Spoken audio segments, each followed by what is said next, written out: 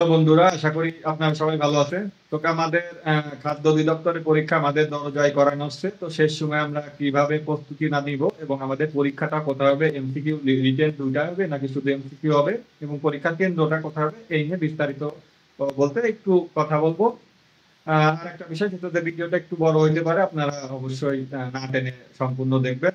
তো প্রথমেই বলি যে পরীক্ষার শেষ সময় আমরা প্রস্তুতিটা কিভাবে নিব।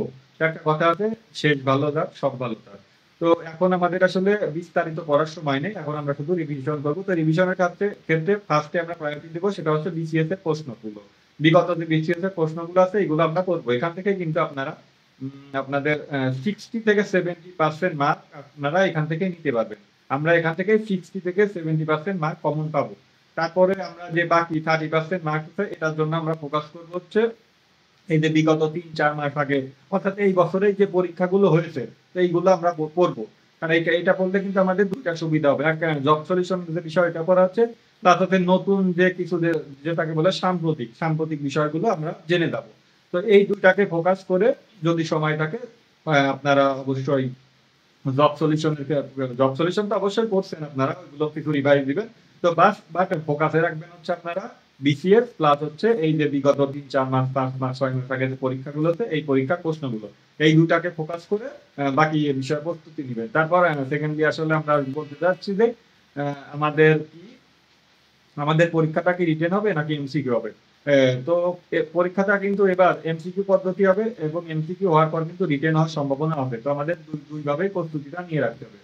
আর যারা অফিস সহকারী কাম কম্পিউটার মুদ্রাক্ষরিক পদে আবেদন করেছেন, তারা অবশ্যই কম্পিউটারের যে স্কিল, আপনাদের যে টাইপিং স্কিল, এটা অবশ্যই আপনারা এগিয়ে নিবেন। কারণ শেষ সময়ে টাইম থাকে না, আপনারা অনেকে কিন্তু পরীক্ষায় পাস করেন কিন্তু কম্পিউটার অ্যাপটিটিউড টেস্টে বাদ পড়ে যান। তো অবশ্যই আপনারা কম্পিউটার প্র্যাকটিসটা বাসায় নিয়মিত করবেন। ১ ঘন্টা বা ০.৫ ঘন্টা ২ ঘন্টা করে টাইপিং এর যে টাইপিং প্র্যাকটিসটা করবেন। আর পরীক্ষার কেন্দ্রটা কিন্তু আমাদের ঢাকাতে হওয়ার সম্ভাবনা বেশি। তো যদি আসলে পরীক্ষার প্রার্থী অনেক, তো সেক্ষেত্রে বিভাগীয় শহরগুলোতে পরীক্ষার কেন্দ্র করতে পারে। এটা আপনারা এসএমএস এর মাধ্যমে আপনাদের মেসেজ দিয়ে জানিয়ে দেওয়া হবে। এটা নিয়ে আসলে পরীক্ষার কেন্দ্র নিয়ে টেনশন করার কিছু নাই। মেইন হচ্ছে আমাদের পরীক্ষাটা কিভাবে দিব। যেহেতু হাতে বেশি সময় নেই, এই পরীক্ষার জন্য আমরা অনেক দিন ধরে অপেক্ষা করছি। তো প্রস্তুতিটা ভালো করে নিতে হবে। আমিও প্রস্তুতি নিচ্ছি খাদ্য অধিদপ্তরের পরীক্ষার জন্য।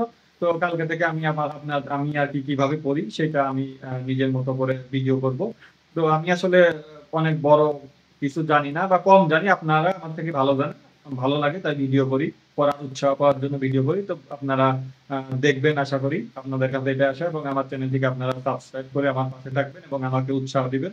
এবং আমি আপনাদের আমি আমার জ্ঞান বলবো না, আমি যতটুকু জানি সেটা আর কি শেয়ার করার চেষ্টা করব। তো এই ছিল চাকরি সম্পর্কিত এরকম তথ্য পেতে আমার চ্যানেলটি সাবস্ক্রাইব করে রাখতে পারেন। ভিডিওটি ভালো লাগলে